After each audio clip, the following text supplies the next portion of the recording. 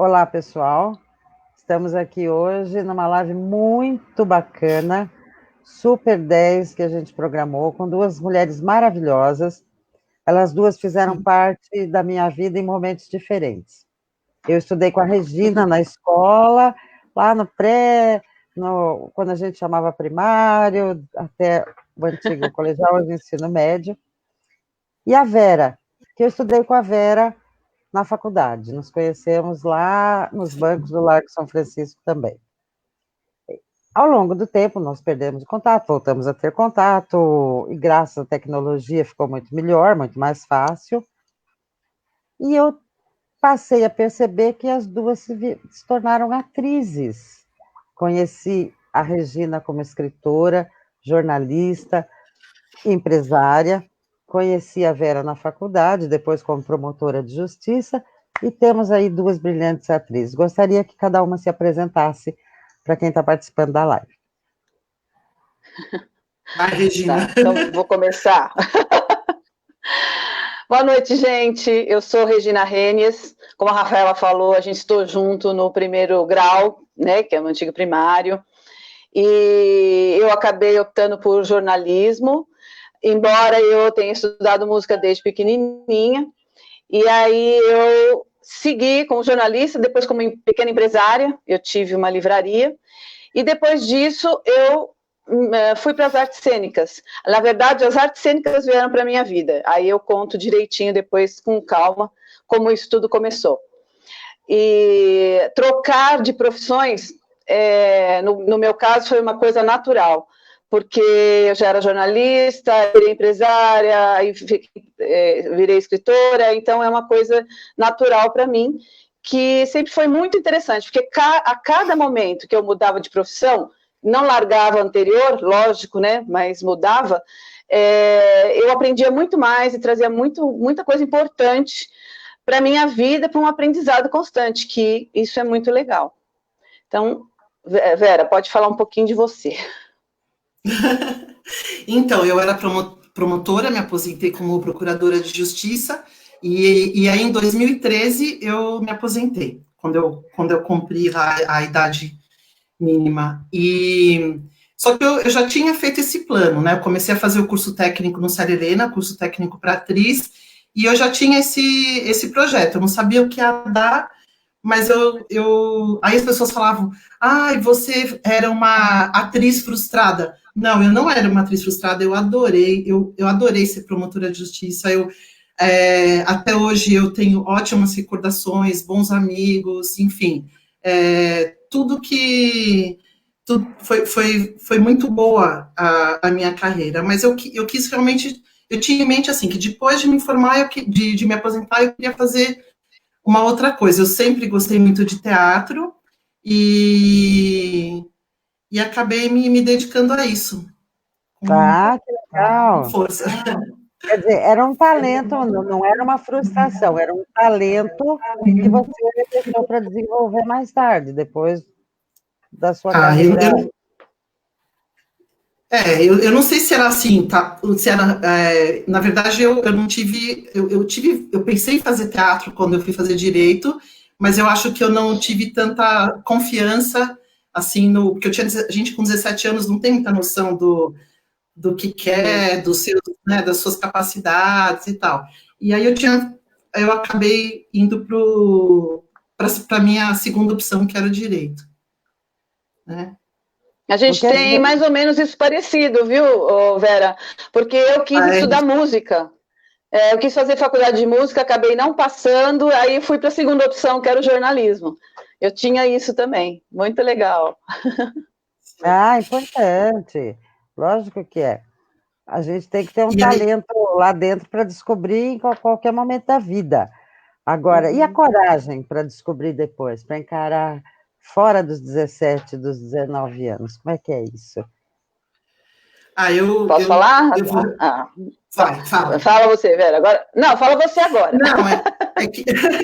Não, é que eu ia respondendo a Rafaela, de fato, né? Depois que eu me formei como atriz, a gente acha que vai se formar e que no dia seguinte você vai receber um monte de telefonemas da Globo, de Hollywood.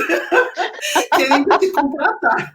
E isso eu vou falar para todo mundo que está estudando teatro, isso não acontece, gente. Nem, você acha que os professores vão se lembrar de você e tal, não. O mercado tem assim, tá cheio de atores, gente que quer trabalhar, então isso não acontece, né? E eu brincava muito, eu falava, olha, não vai acontecer mesmo, porque a minha concorrência é Fernanda Montenegro, Natália Tilber,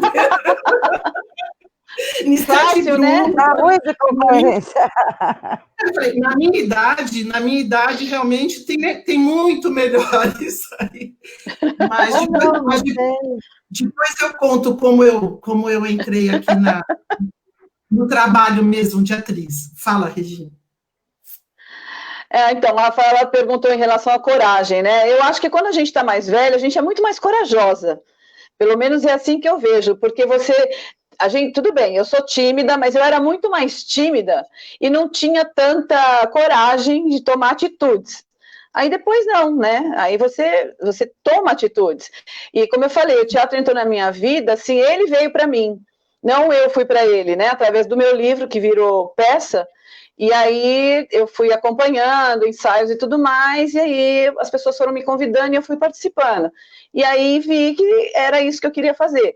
Então, é aquela coisa, se fosse lá atrás, com 17, 18 anos, talvez eu não tivesse essa coragem. Tanto que quando eu pensei em estudar música, eu pensei em ir para a Inglaterra estudar para ser maestrina. E aí não tive essa coragem, sabe? Até porque era muito nova, minha mãe morreu 2 anos depois, então é aquela coisa assim, que realmente, quando você tem mais idade, você tem coragem e faz. Eu acho isso muito legal. E ser mulher acrescentar esse ser mulher nesse cenário de vocês duas pós-carreira primária? Eu acho que a gente tem tido demonstrações assim, de que a mulher, ela tem uma maior facilidade de se reinventar, né? Hoje mesmo o Frank, eu não sei se ele está assistindo a gente, mas o Frank, ele lembrou no grupo das mulheres governantes que têm administrado a pandemia, né? E com muito sucesso. Então, a gente sabe que na Nova Zelândia, Noruega, Dinamarca, as mulheres foram as primeiras que tiveram coragem de propor uma quarentena mais rigorosa, né? E também, assim, elas foram... acharam um cuidado muito mais maternal, no sentido assim, de explicar para a população o que era, de se dirigir às crianças, de fazer todo um trabalho que acabou dando muitos resultados, né? Então, eu achei uma lembrança muito bacana dele, porque não é a reinvenção, assim, mudar de carreira, mudar de rumo, não é só uma coisa pessoal, né? No caso, a gente vê assim, imagina, para um governante ter uma situação completamente diferente em que ele tem que mudar o destino também, né? Que é o exemplo dessas mulheres, e é um projeto que eu acho de embarcar numa coisa nova, pensando assim, o que eu quero fazer nesse meu último quarto de vida, né? Sendo bem realista. E você? Eu comecei a segunda parte outro dia, a segunda parte da vida, né? Até os 50 é a primeira parte. Segunda metade agora. Bem segunda metade depois, Bem otimista. Mas eu acho que... Olha, a gente está recebendo os mulheres... comentários, os nossos amigos participando, e eu estou colocando aqui na tela cada mensagenzinha que eles estão colocando. Se vocês quiserem responder alguma coisa, vocês enxergam na tela, responderem alguma coisa. Frank já está aí, Maria Cristina, Elisa, Maria Silvia, Eduardo Braga, perdi alguém, a Fernanda Gonçalves, a Karina Kiss, um monte de gente muito minha bacana. Querida. Então, você está falando em relação a ser mulher, eu acho que é isso que a Vera falou, a gente tem mais, assim, atitude, pega, faz, e acontece, e com suavidade, então não é uma coisa difícil, não, eu acho que ser mulher, e assim, acredito que a Vera também sinta isso, no teatro a gente é muito bem aceita, e recebida com muito carinho, penso eu também que por ser mulher, e aquela coisa de ser mãezona, eu sou muito mãezona, cuido de todo mundo, claro que isso veio depois, né? Mas assim, sempre fui muito aceita e recebi sempre muito carinho, mas isso também no jornalismo, tá? Então, assim, essa coisa de diferença entre homens e mulheres, eu nunca senti, de fato, na minha vida como uma coisa difícil, não. Sempre que falam assim em reinvenção, eu me lembro do exemplo de uma pessoa que eu acho que ela é o exemplo disso mesmo, que é a Tomi Otaki, né?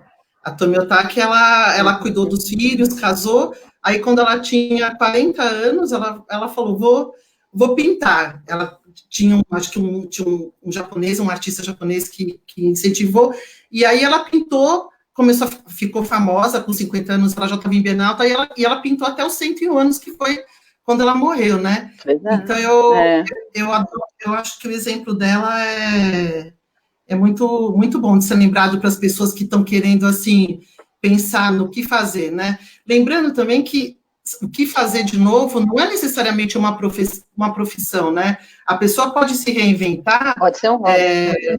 Pode ser, exato, indo a museus, viajando, quer dizer, o que você gosta de fazer? Você gosta de aprender línguas novas, sei lá, instrumentos. Eu acho que isso também é uma coisa de se reinventar. E eu também acho que as mulheres têm mais facilidade.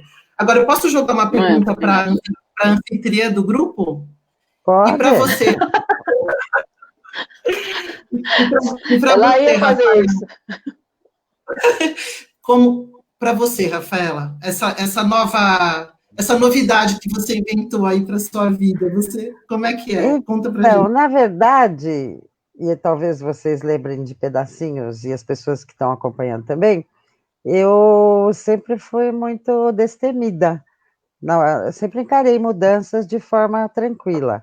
Então, lá na escola com a Regina, eu passei a dar aulas, muito novinha, aí fui me engajando nesse cenário.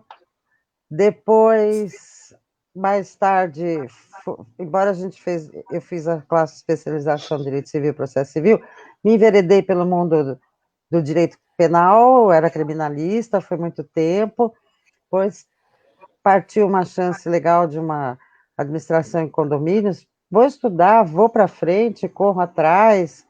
Então, eu sou um pouco assim mesmo. Não sei se era essa impressão que nesse convívio vocês tinham comigo, mas eu não tenho medo, não. Vou para frente. É para tentar, Desde pequenininha.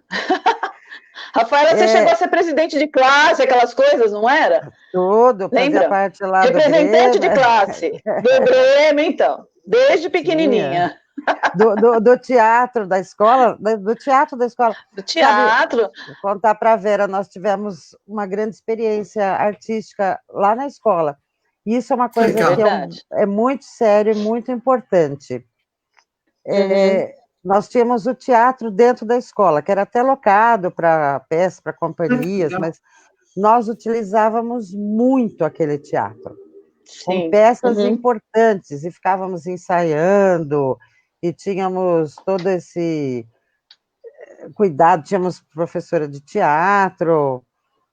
Então, eu lembro, tem uma experiência, se a minha irmã estiver assistindo, ela tinha aquela peça, Regina, que era sobre a escola mesmo, e tinha uma que tinha que ser a sementinha, outras dançarem e tal. Minha irmã tinha o papel da sementinha, e decorava, e ia em frente. Quando chegou próxima à peça, assim, quase no dia, ela disse que não ia fazer mais, e ela tinha opinião, não vou. Ela amarelou. Maria Luísa, isso. Amarelou. Quando... Contando em público isso. E agora, deu um pânico geral, porque ela representaria a personagem que ia nascer a escola, que ia contar a história, para depois a história continuar. Eu já estava cansada de ouvi-la decorar, e falei, eu vou. E fui lá e encarei a peça, sabe, essa coisa do destemida. Ninguém sabe, tem que decorar, eu já sei, eu vou. E foi assim que eu fui atrás. Eu lembro, acho que você dançou atrás, a Teca, pessoal daquela... A Gina também participou, todo mundo participou da... E a gente tinha sequências de peças, filmes naquele teatro, a gente assistia muitos Festival filmes. de música também, você lembra? Festival de música. Depois teve show de artistas, era o Teatro Nidia Alicia, Vera, não sei se você lembra, era um teatro famoso. Nidia Alicia. Maravilhoso aquele Teatro do Rosário. Maravilhoso. Agora está fechado, já faz um tempo. Então a gente tem realmente esse berço de convivência. Uma das ideias que a gente tem que implantar na educação hoje, na minha opinião, e na parte... Porque cultura e educação, elas se entrelaçam nesse momento da vida de uma pessoa. Nessa infância, na pré-adolescência, eu acho que fica arraigado. Fica. Devolver essas atividades para as escolas. Parece que apartaram, parece que cortaram, assim, teatro é uma coisa, arte é outra. Quando, na tudo verdade, que se refere à cultura perde a prioridade, né, dependendo da orientação, da política, né? E a gente não pode pensar em política atual, a gente tem que pensar em cultura como um direito multigeracional, como meio ambiente, como... São coisas que têm que transcender a nossa existência, dos nossos filhos, dos nossos netos, enfim, tem que deixar a raiz. Quem não lembra, voltando à escola lá, das professoras que ficavam com a gente lá ensaiando, as irmãs que ficavam lá com a gente toda hora atrás, não, tem que decorar, fica mais para cá do palco, tal. São posturas de vida. Me tornei advogada, já fui falando, me tornei professora, já tinha o falar em público, isso é super legal. É muito importante que venha cedo. Pode falar, Vera. Ele faz parte a gente tem que entender que isso faz parte da formação, né? Não quer dizer que você vá se profissionalizar, mas faz parte da formação. Aprendizado de um instrumento, é tudo, né? Agora, eu ainda acho que ser atriz, ser ator, ainda é visto um pouco com algum preconceito por algumas pessoas ainda.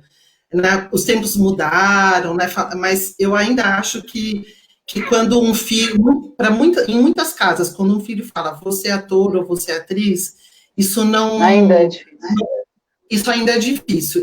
Eu tenho um exemplo disso, né, até para a gente começar a falar de como a gente entrou no... Eu quero ouvir da Regina com mais detalhes, como você entrou na primeira peça, no primeiro trabalho como atriz, né, para dar essa virada. Mas só para contar que teve um colega promotor que assim, ele não era meu amigo, tal, mas ele entrou em contato comigo e falou, Vera, eu queria saber como é a carreira, tal. Na verdade, o que ele queria é demover a filha dele da intenção de fazer o curso de teatro. Então, ele queria que eu falasse para ela, olha, é muito difícil, é horrível, a gente não consegue emprego, a gente não consegue nada. Aí eu falei, não, exatamente. Eu falei, não é verdade. E até porque, assim, eu tive muita sorte, depois eu conto, e eu adotei, fui adotada por uma companhia, por um grupo super bacana, que é a Companhia em Cena de Teatro, mas depois eu falo. Fala você, Regina. Não, então, você estava falando disso, mas se a gente for pensar, todas as profissões são difíceis. Tudo bem, aquelas que são clássicas, engenharia, medicina, o direito, se você já tem alguém da família, é mais fácil, mas também, se você já tem um artista na família, também é mais fácil, né? E aí você tirar o sonho de uma pessoa por medo, porque eu entendo que o pai tem medo, que vai sofrer, porque foi a mesma coisa quando eu queria optar por música. Mas como? Vai ser tão difícil, não sei o quê. Eu acabei fazendo jornalismo, que foi tão difícil quanto, né? Porque é tudo muito complicado. Quando eu virei empresária, mais difícil ainda, gente, porque imagina ser uma pequena empresária e ter uma livraria nessa terra, né? É tudo difícil. Livraria. Então, assim, a gente tem que... Uma livraria, uma pequena livraria, e muito difícil, é tudo muito difícil. Então, assim, se for por dificuldade, tudo é, entendeu? Você tem que fazer o que você gosta. Se você está fazendo uma coisa que você gosta, que você ama, você faz bem feito. E vai lutando para poder ir melhorando em algum momento, né? Em algum momento você vai ter o retorno financeiro, por mais que demore. Eu sei que é difícil, mesmo a minha livraria foi muito difícil, foram 23 anos, meu pai já tinha há outros 23 anos, então foram 46 anos de uma livraria, que acabou quebrando, porque agora está tudo quebrando, né? Tudo quanto é livraria está quebrando. Mas aí já é um outro assunto, é por conta do país. Então, é outra coisa, né? Nós temos aqui umas participações que eu já pus na tela, mas o Walter Lins disse que teatro ajuda a formar o cidadão como ser social, independente das aspirações artísticas de cada um. Mas temos perguntas às nossas convidadas. O Frank pergunta se essas pessoas preconceituosas são jovens. E a outra pergunta, que é na mesma linha, aqui na família, tive, quando nova, e ainda existe preconceito por comparar cenas de contato físico com prostituição e exploração. Vocês passaram por isso no início também? Então, nós estamos falando de preconceito agora. De preconceito. Olha, eu não tenho conhecimento. Eu sei que na minha casa, quando eu fiz a opção por direito, a minha mãe não queria de forma alguma ter uma filha atriz. E ela nunca curtiu. Agora, eu não sei, esse pai que eu contei, ele tinha 40 anos. Eu acho que preconceito não tem muito a ver com idade, né? Tem mais a ver com as influências que você recebeu, com a sua formação, enfim, mas eu acho que ainda tem é um pouco estigmatizado, assim, nesse sentido de atriz, ator, promíscuo, que tem promíscuo, sabe? Eu acho que ainda todos aqueles antigos ainda estão. Ainda nós existem. Ainda não nos despimos de vários tipos de preconceito social. Esse é um deles, com certeza. Mas também acho que pai e mãe têm um pouco de insegurança financeira. Como é que ele vai viver? Eu acho que essa é uma das preocupações. Porque... Agora, em relação ao preconceito, Rafa, que você falou agora, e que a Vera também falou, é assim, por que acaba tendo um certo preconceito? Porque assim, a Vera sabe disso, a gente está numa peça, todo mundo se troca junto, porque não tem espaço para mulheres de um lado, homens do outro, então todo mundo está junto, você tira a roupa na frente do outro, não sei o quê, mas tudo naturalmente. Não é uma coisa que pese. E se você vai se apresentar num outro lugar, acontece isso, as pessoas ficam te olhando torto, sabe assim? Então, esse tipo de preconceito, porque aí fala que o artista é isso, o artista é aquilo, mas isso tudo é quem não convive muito com o artista, entendeu? Nesse sentido. Porque é um fato. Normalmente você vai se apresentar em lugares que não tem lugares para você trocar separado, não tem lugares, né? Tem isso, então esse preconceito penso também que existe. Nesse momento está todo mundo preocupado consigo próprio, porque tem o figurino, tem a maquiagem, tem o figurino, um ajuda o outro, exatamente. Preocupado com o outro. Exatamente. Ninguém está perguntando que o outro está tirando a roupa, ou não sei o quê, você vai lá e ajuda. Então, tem tudo isso. E quem não está acostumado com isso, pode olhar assim e achar, tá vendo? A gente fala como é que é artista. Agora, em relação ao preconceito, por exemplo, das pessoas, com a gente mais madura, alguma coisa você vê, porque inclusive nem tem tanto papel para pessoas mais velhas.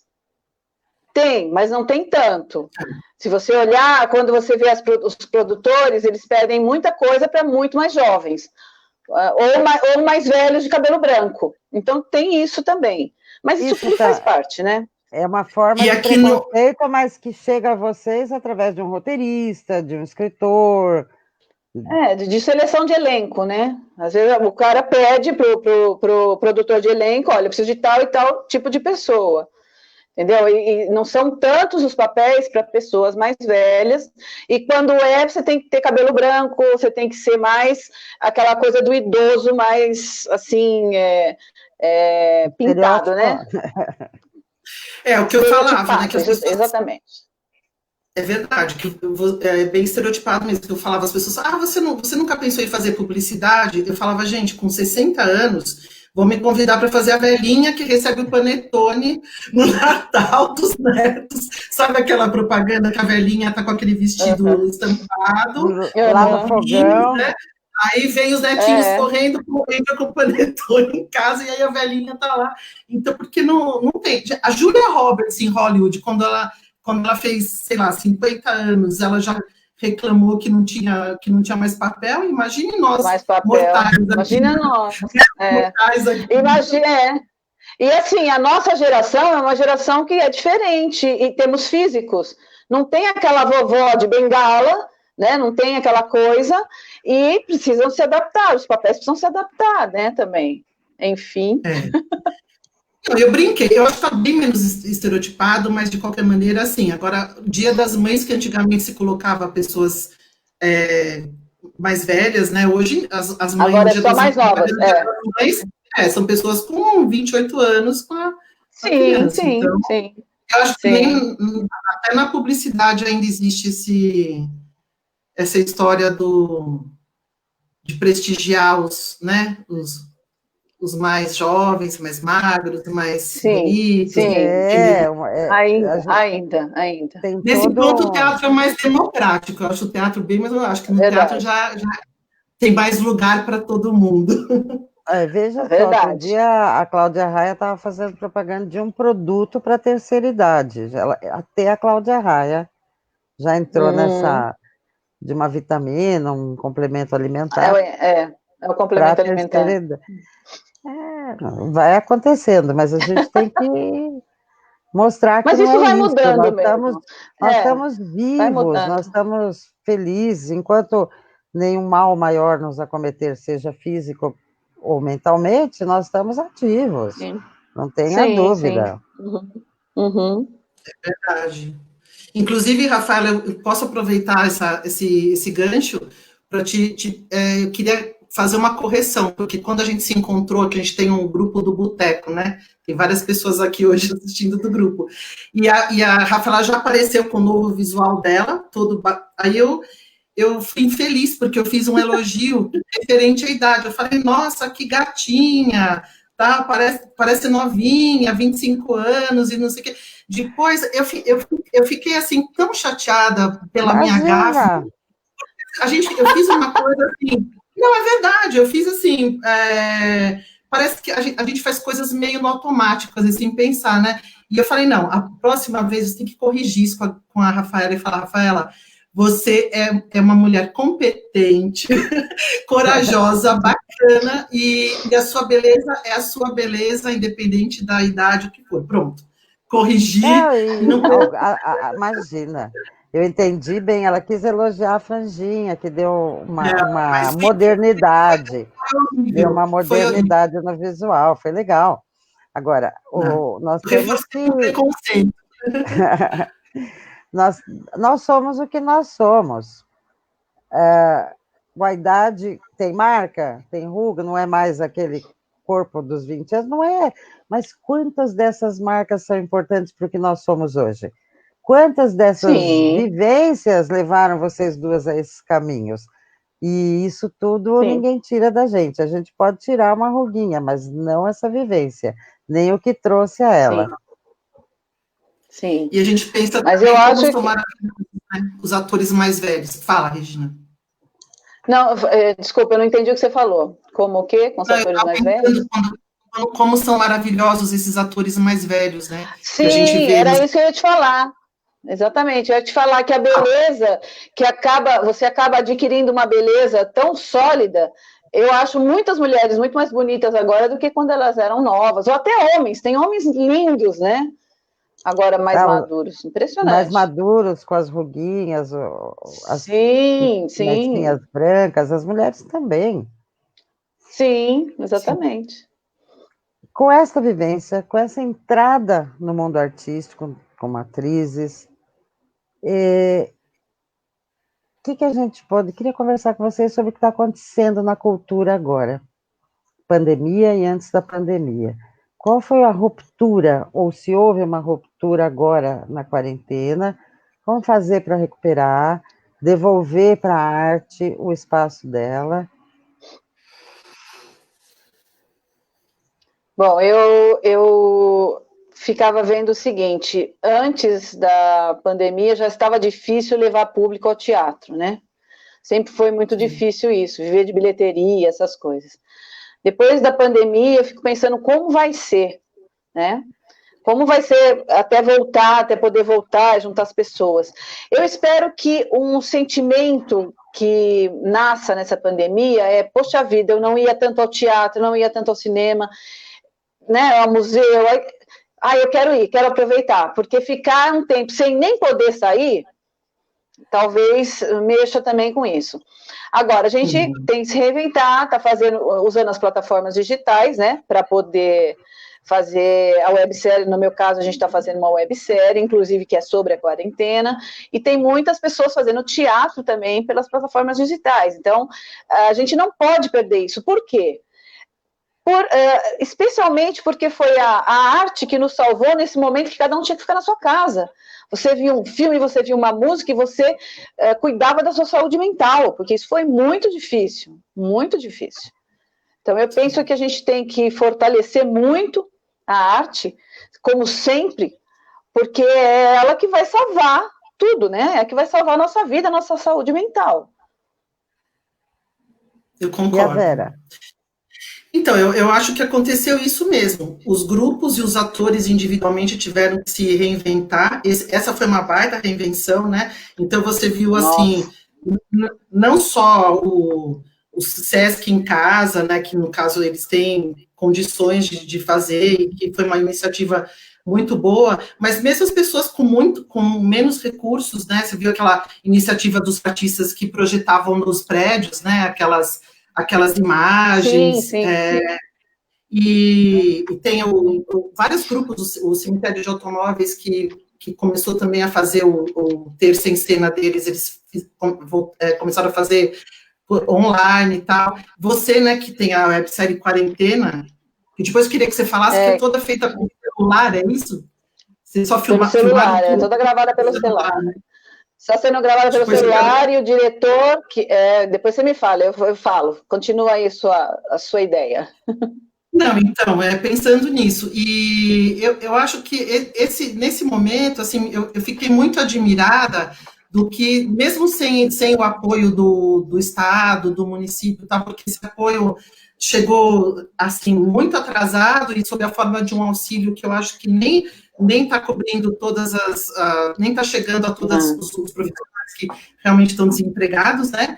Mas o que eu vou dar um exemplo agora da Companhia em Cena, né, que é a companhia da qual eu faço parte, o grupo do qual eu faço parte.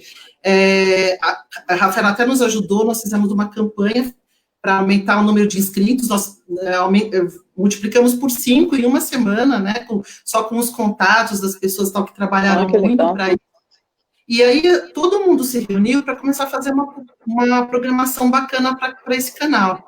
Então, esse canal hoje tem um programa que chama Memórias em Cena, que é sobre atores já falecidos. Então, já fizemos Sérgio Brito, Dulcina de Moraes, fizemos Cacilda Becker, e ainda muitos virão.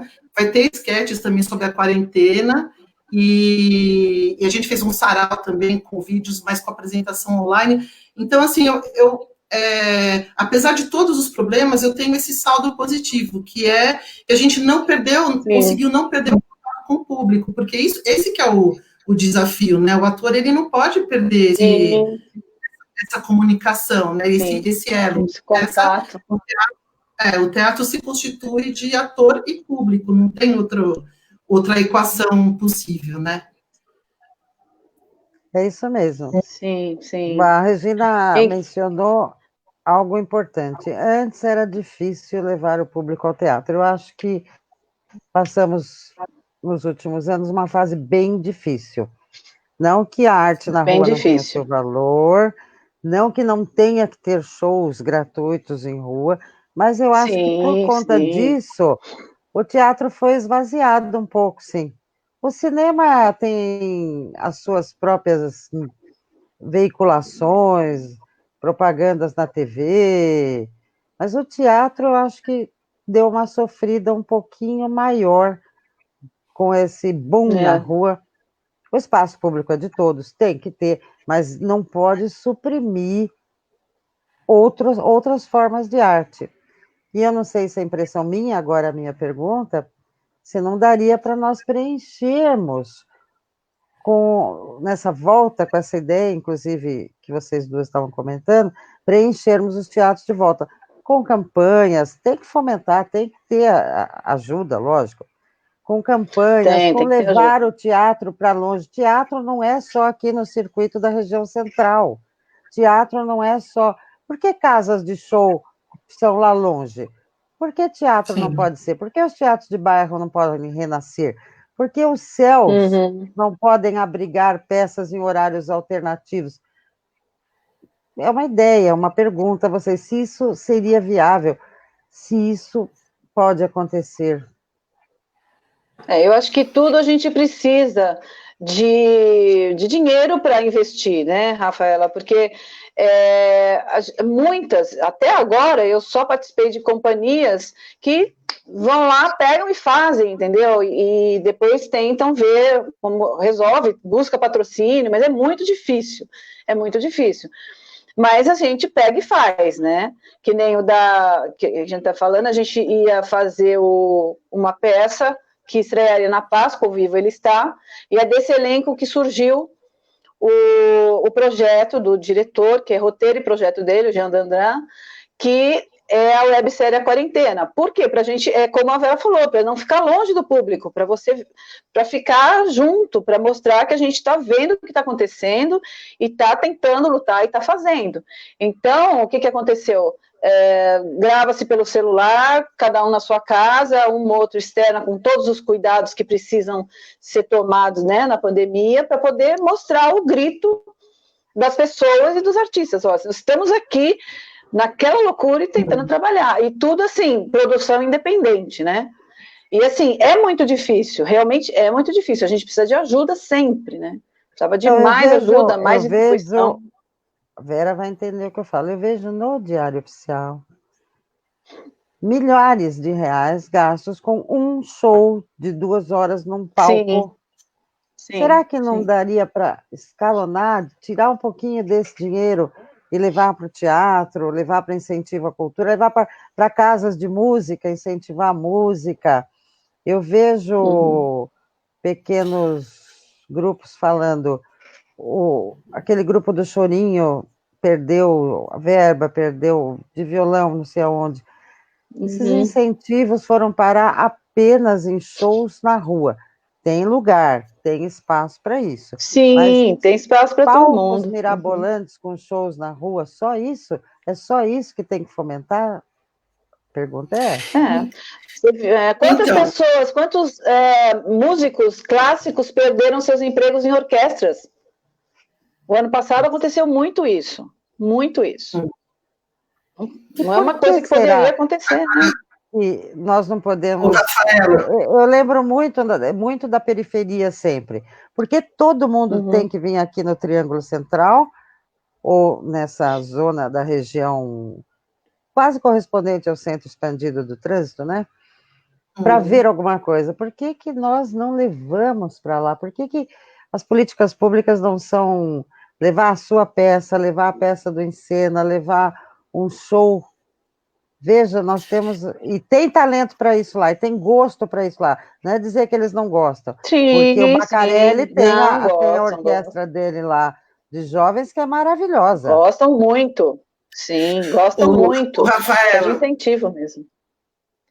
Sobre a descentralização e essa sua proposta, eu até combinei com a Regina, né, Regina, nas suas costas, né, que a gente ia fazer ao vivo, a gente ia surpreender a Rafaela e fazer a Rafaela ao vivo como candidata a vereadora, né, que a gente ainda não falou disso claramente. Pré-candidata, mas... Pré-candidata a vereadora, a gente combinou, eu e a Regina, de fazer você se comprometer ao vivo com os grupos com a descentralização da cultura, com o apoio aos grupos independentes, aos grupos chamados de grupos da periferia. E eu queria dizer que a própria Companhia em Cena, ela fica na Vila Sônia, né, lá no Butantã, e ela já tem 22 anos de existência. A gente estava assim, já em andamento com um projeto para pedir que fosse reconhecido como ponto de cultura. Mas essa é uma base mesmo, é uma base importante. Pois eu tenho pensado nisso há muitos anos e tenho feito muitas atividades na área cidadã, através de associações, para isso. Uhum. Quando eu via essa sede de cultura que o povo manifesta através de Paulista Aberta, através dos shows que tem no centro, quer dizer, a pessoa gasta quase R$5 de ida, de volta, tem todo um trabalho de sair de perto de casa, estar longe da família, para vir consumir cultura. Por que não leva para lá? A gente tem que levar para lá, diversificado, porque o jovem das regiões menos não desenvolvidas, que tem menos esgoto, recursos, muito menos recursos, ligação elétrica ruim, está sempre... Por que eles não podem ter outras opções? Eles não têm opção nenhuma. Tem que ter muita cultura e muito esporte, e várias opções. Todo mundo reclama muito das festas nas ruas, que são até um pouco violentas, às vezes, a gente ouve todo dia nos noticiários, porque não tem o que fazer, porque eles tomam as ruas porque não tem espaço para esses jovens. Levar isso para eles hoje é muito sério. Quer dizer, não tem um teatro para ir. É importante. Esse é um compromisso que é meu de vida. Tenho conversado também em reuniões com o Carnaval, eu ia muito nas reuniões com o Dr. César, lá da PJH URB, Vera, e conhecido muitos grupos dedicados a Carnaval também. Por que não leva um trio elétrico desses bacanas lá para a Zona Sul, lá para a Zona Norte, lá para a Zona Leste? Por que tem que ser aqui, só em Pinheiros e no centro? O patrocinador não paga. Coloca a regra, se o patrocinador não fizer lá, vai perder o espaço aqui no centro. Coloca a regra, organiza a sociedade de modo que todos possam ter as mesmas chances, a igualdade. Eu lembro que o Haddad, ele fez um ano de virada cultural com descentralização, né? E eu não sei se depois voltou a ser centralizado, né? Eu não sei o que não deu muito certo, eu não sei o que aconteceu, mas eu acho que se pode nesse evento, principalmente, que é um grande evento bancado pela prefeitura, eu acho que dá para centralizar, mas sempre usando os equipamentos, os pontos, né, chamados pontos de cultura, os centros, para ajudar a organizar isso. Uma das explicações que eu ouvi, Vera, foi falta de público e falta do investimento do patrocinador que não se interessou por aquela área. Vira o jogo, a pessoa é o administrador da cidade, faz novas regras, só pode ser atender isso aqui. Por exemplo, tem uma regra de construção civil que só é aprovada aquelas grandes construções se der 10%, X% para uma construção de moradia mais popular. Faz isso, vira o jogo. Por que lá só pode ter show disso e aquilo? Na virada cultural eu vi coisas maravilhosas, um balé aéreo, do tipo Cirque du Soleil, com aquelas fitas coloridas, todos pendurados. Por que foi só no centro? Por que isso não chegou lá? Por que as pessoas tiveram que vir até aqui para ver isso? Que é maravilhoso. Rafaela, você sabe que vocês estão falando, estou lembrando da Fábrica de Cultura Brasilândia, que é um teatro maravilhoso.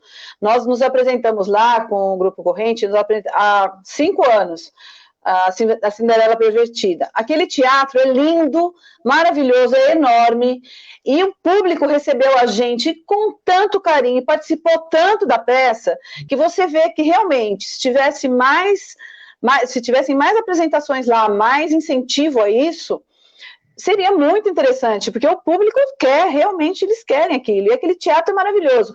Teatro do Céu também são muito bonitos, o Céu Paraisópolis também é muito bonito, ou seja, acho que precisa realmente de levar e proporcionar ao artista também um cachê interessante, ajudá-lo, porque é um trabalho, ele faz, mas, sabe, ter os dois lados, levar para o público e levar o artista e fazer acontecer, porque é muito bom, e a gente tem bons teatros por aí na periferia, maravilhosos, que precisam ser com grandes usados para isso.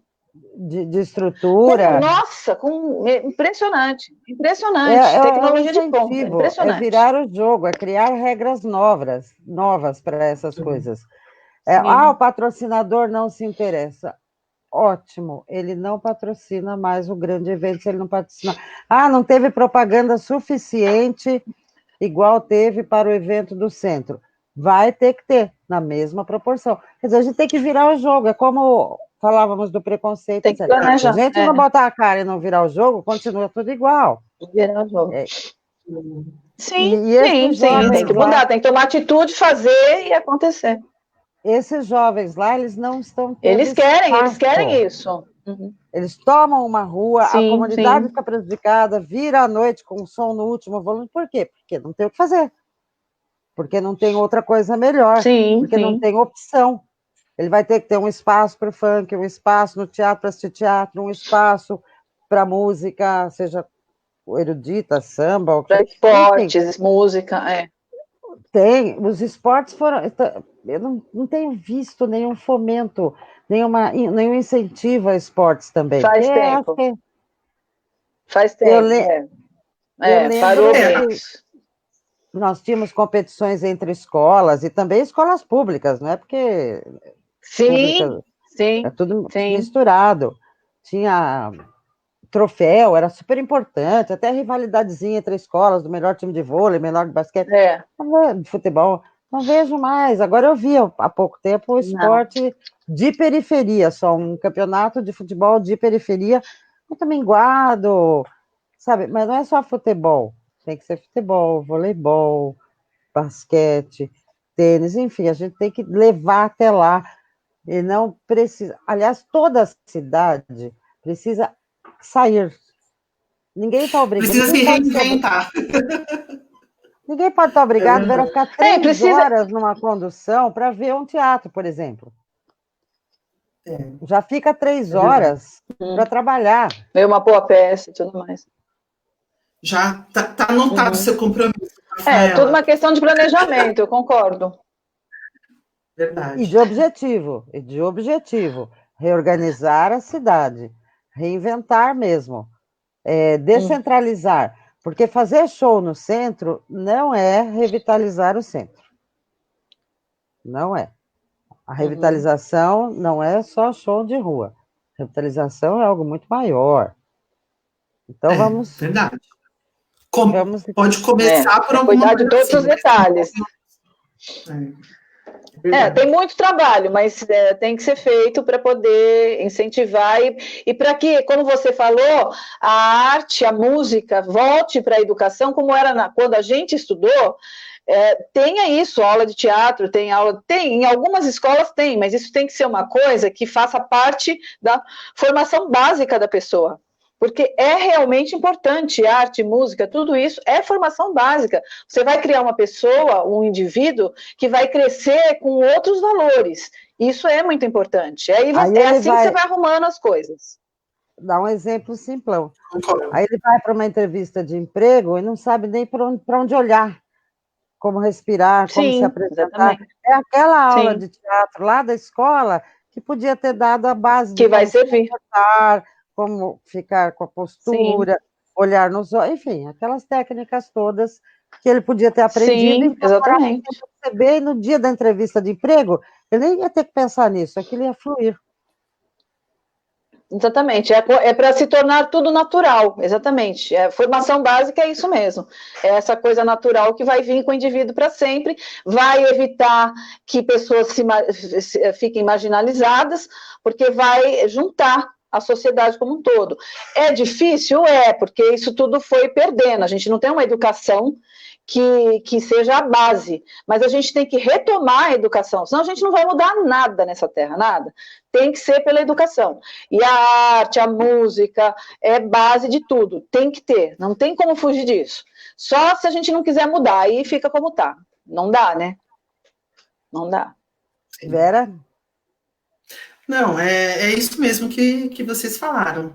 A gente está falando assim do nosso ideal, né? Do mundo ideal, mas tem que partir de alguma coisa mesmo. E eu acho que o Estado não pode lavar as mãos e falar não é comigo. Eu acho que a gente tem mesmo, como você falou, tem grupos que vão enfrentam, não vamos fazer pela bilheteria e tal, eu sei que tem, mas eu acho que não se faz hoje sem um apoio. É difícil. A Companhia em Cena também faz, assim, totalmente na raça. Nós tivemos poucos, assim, PROACs, prêmios nesses 22 anos, e a gente também faz com a cara e com a coragem, 90% das peças, né? Mas não é por isso que a gente não tenha o objetivo de batalhar para conseguir, principalmente, esse reconhecimento do ponto desse local, sim. Tem um teatro, são 60 lugares, né? Então tem toda uma estrutura que eu acho que o Estado poderia ajudar a manter para fornecer para as pessoas um ponto naquele local que é desprovido. Tirando a Casa de Butantã e o Grupo Clariô, né, naquela região a gente não tem nenhum outro recurso. Então, eu acho que, nesses casos, o Estado teria, sim, que comparecer e falar, não, eu vou ajudar a manter esse espaço, para esse espaço não fechar e continuar produzindo, porque nós temos apresentação todos os sábados. Tenha bilheteria ou não tenha, a gente faz lá, todos os sábados, às 20 horas, tem peça de teatro lá. E aí, assim, com que dinheiro, né? Então, eu acho que é necessário. Educação.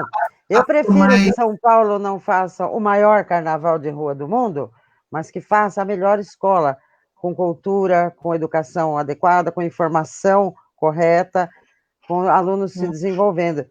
Investir na educação através da cultura é um negócio importantésimo. Saída, né? Sim, é fundamental. Eu estou puxando bastante a Vera, pessoal, porque a Vera tem uma larga experiência e um estudo muito grande nessa área infantil. Direitos humanos. E a Regina também, porque nós fizemos tanto isso, nós fizemos tantas puxadas que todos que nós conhecemos que vieram daquele grupinho lá de criancinha estão usufruindo disso tudo. É formação. Sim, nossa. É formação, isso é muito importante, por isso que eu falo, em algum momento aí se perdeu a educação e foi embora, e aí eu fico triste, porque como eu tive a livraria, eu via isso, eu via uma ou outra mãe indo lá pedindo para ajudar. Gente, eu trabalhei num lugar privilegiado, lá no Morumbi, e as mães iam buscar mais informação, uma ou outra, para poder suprir alguma coisa que estava faltando. Então, é uma coisa que ficou no meio do caminho, se perdeu. E a gente tem que pegar essa educação de volta e colocar na base, e a cultura, a arte, a música, tudo isso faz parte. Entendeu? A gente não pode perder isso. Se a gente perder isso, a gente perde tudo de vez. Muitos gastos do Estado podem ser passados para atividade privada, que é até muito eficiente, muito mais eficiente em certas questões. Mas segurança, educação, saúde, tem processos basilares que tem que ter esse investimento. Em vez de gastar no cemitério, dá para a empresa privada, resolve lá. As concessões têm que ser feitas de melhor maneira. Não vou nem entrar nesse mérito jurídico, etc., mas que sejam bem feitas, mas que aquilo que as empresas privadas, em que o setor privado se destaca mais, pode ser passado, enquanto o setor público tem que administrar pontos basilares. e que não estamos inventando, não. Está lá na Constituição de 88, na Constituição Cidadã, que tem 4 pontos, que é responsabilidade do Estado. Está muito difícil pagar escola particular, está muito difícil pagar convênio médico, pagar segurança privada. Ora, vamos voltar a nos reorganizar, vamos reorganizar essa sociedade. E uma das coisas que eu acho básica é isso que vocês estão falando agora, devolver para a criança, para o adolescente, espaço dele, espaço para a criatividade, espaço para eles se desenvolverem, através da técnica, de várias coisas que eles possam experimentar e conhecer. Escolhem nenhuma, escolhem alguma, aquilo internalizou, aquilo ficou na personalidade. Sim. Fica marcado. Não sei se você lembra, Rafaela, a gente tinha um livro que chamava Criatividade, na 5ª série, você lembra disso? Na 5ª e 6ª série. Era um livro maravilhoso, eu nunca mais vi esse livro por aí. Ele fazia você fazer a redação de uma maneira tão gostosa, ele forçava você a ir atrás da sua criatividade, forçava o modo de dizer. Então, assim, não existe mais esse livro, não existe mais coisas nesse estilo. Então, já é complicado no sentido de que nas redes sociais as pessoas escrevem pouco, e aí elas têm preguiça de ler. Então, já tem uma dificuldade natural da tecnologia estar avançando. Então, a gente tem que criar isso também, tem que recuperar a leitura, entendeu? Para poder ter uma escrita boa. Então, tem muitos pontos importantes. A Regina fez lembrar as aulas da irmã Renê, da professora Solange, tinha que recitar, eu recitei, ou isto ou aquilo, Cecília Meirelles. Tinha que imitar uma propaganda de televisão na aula de português, lembra? Não era nem na aula de teatro. Sim. Não, olha, eu não sei português. Se vai cair, se a gente está com 56 minutos, se não der, queria que as duas convidadas pudessem responder depois os comentários no meu perfil. Sim. A Cristina também está perguntando. Vocês falam bastante de arte na educação. De educação. Algum trabalho nessa área. Então, eu especialmente tenho um livro que eu lancei que é uma coisa dirigida para jovens e que graças a Deus virou uma peça, e aí a gente vai falando dos assuntos nisso, ou seja, o trabalho é esse, é de formiguinha, viu, Cristina? Chegar e trabalhar, ir atrás de teatro, ir atrás de vender o livro, de conversar com as crianças, de fazer palestras infantis. Então, esse é um ponto que eu acho muito importante, chegar no público básico, né? Crianças e jovens. Fala, Vera. Não, é que a nossa companhia, a Companhia Encena, ela tem uma preocupação de fazer um teatro popular, acessível, mas nós fazemos peças tivemos 3 peças de Martins Pena, fazemos Shakespeare, eu trabalhei uma peça de Jorge Andrade, então, assim, a gente também tem os clássicos e quando tivemos o PROAC, tivemos sempre esse retorno, essa contrapartida de fazer para as escolas, então, e quando nos apresentamos em Campinas, praticamente o teatro inteiro municipal era ocupado por escolas, então a arte e a educação, elas são ligadas. Eu acho que a arte, ela educa também, então, quando a gente está trabalhando com teatro nesse sentido, nós estamos dando uma contribuição muito importante para a formação e para a educação também. Sim, é isso aí. É isso. Somos agora 3 mulheres maduras, reinventadas e com compromissos com a juventude. Olha que 10. Bacana. É isso aí. Então, eu só queria falar do trabalho da Quarentena, que é a websérie que está no ar, que as pessoas podem acompanhar, e ela está contando sobre a vivência das pessoas nesse momento. Isso também é uma forma de trocar informações e de mostrar como está a realidade nesse momento de quarentena, tá? Eu acho que tem o link em algum lugar aí, não tem, Rafa? Eu postei os 2 cartazes no meu perfil, um pouco antes de iniciar a live, tanto da Encena quanto da webséries, e a gente pode depois dar nas respostas escritas o endereço certinho, os caminhos. Né? Tá ótimo, tá ótimo. Então, de qualquer forma, no YouTube. De qualquer forma, as duas estão no YouTube, pelo Encena e pela webséries A Quarentena. Pela websérie, e a gente está no Instagram também. Eu estou tentando ler aqui, podem falar das plataformas digitais onde estão atuando agora? Então, no YouTube, no YouTube tem as performances da Vera, tem a da websérie atual, da quarentena, e a gente tem trabalho também no Instagram. Você tem também, Vera? Então, acho que vou pedir para o Walter, acho que o Walter está assistindo a gente, para ele colocar de novo aqui que a Cristina perguntou, né? Aí a gente vai pôr Facebook, YouTube e Instagram também. Se inscrevam lá no nosso site. A programação está muito boa. Se inscrever nos canais das duas, olha. No canal, no site do Sim, canal. porque aí vocês acompanham o que está acontecendo. Olha lá. O Walter colocou o canal do Encena. Isso. E aqui nós Você consegue pôr aí o canal da quarentena? Espera aí que eu vou ver se dá certo. Da quarentena, estou passando para você aí de novo o canal. Tá. Eu já estava acompanhando, assisti agora último episódio. Eu estou achando muito bacana. É difícil acreditar que vocês não têm recursos técnicos assim, porque está ficando muito bom. Você vê? Eu vou falar tudo pelo celular. A direção pelo celular é impressionante. Bem. Não é fácil. Realmente, nem eu acreditei que precisava fazer tão bem feito, realmente. Boas tomadas, é muito bom. Assim, cinema em alto nível, parabéns, muito bacana, muito bom. O diretor é exigente.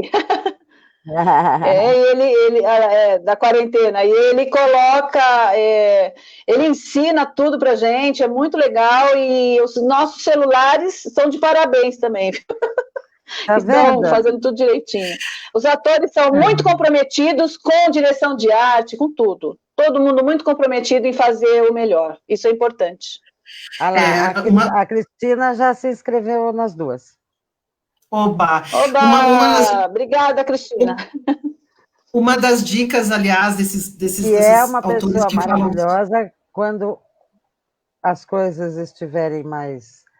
Eu não gosto dessa palavra novo normal. Quando as coisas estiverem recompostas, seja de maneira mais apertada ou mais aberta, nós vamos combinar e jantar lá no Roberto, que é da Cristina, é uma das sócias. A cantina do Roberto. Muito bem. O Roberto na 13 de maio. Tá vendo? Esse mundo se ajudando, esse mundo se conhecendo que é importante. Sim.